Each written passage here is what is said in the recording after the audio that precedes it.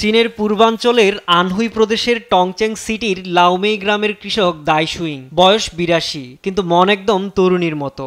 নাতি ওয়াং টিয়ানটিয়ানের সঙ্গে ৪০ হেক্টর জমিতে কাজ করেন তিনি। তাদের ফার্মে এখন আছে ৬টি আধুনিক কৃষি যন্ত্র, এক্সাভেটর, বুলডোজার, হারভেস্টার, ট্রাক্টর ও সবচেয়ে আকর্ষণীয় ড্রোন। দাদির কৌতূহল সবচেয়ে বেশি ড্রোন নিয়ে। প্রথমে ভাবিনি এত ছোট জিনিস উঠতে পারে, কিন্তু যখন ড্রোনটা উড়লো আমি অভিভূত হয়ে যাই। তখন থেকে শিখতে শুরু করি ড্রোনের কার্যকারিতা সম্পর্কে।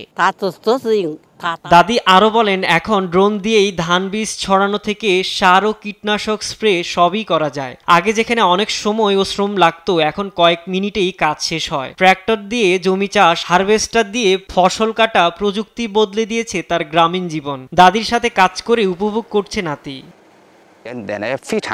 আমার দাদি সব জানতে চান। নতুন কিছু দেখলে তিনি থেমে থাকেন না, শেখেন এবং চেষ্টা করেন। নাতির কাছ থেকেই দাদি শিখছেন ভিডিও বানানো। প্রতিদিনের কাজের ফাঁকে ছোট ছোট ভিডিও করেন, আর সেটাই সামাজিক মাধ্যমে ছড়িয়ে পড়ছে ঝড়ের গতিতে। তার হাসি, প্রাণশক্তি ও শেখার আগ্রহ ছুঁয়ে গেছে লাখো মানুষের মন।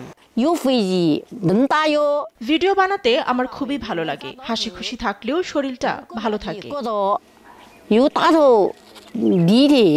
৮২ বছরেই চীনা দাদি যেন জীবন্ত প্রমাণ। শেখার কোনো শেষ নেই, কোনো বয়স নেই। সাইদুর জামান, নিউজ ডেস্ক, দেশ টিভি।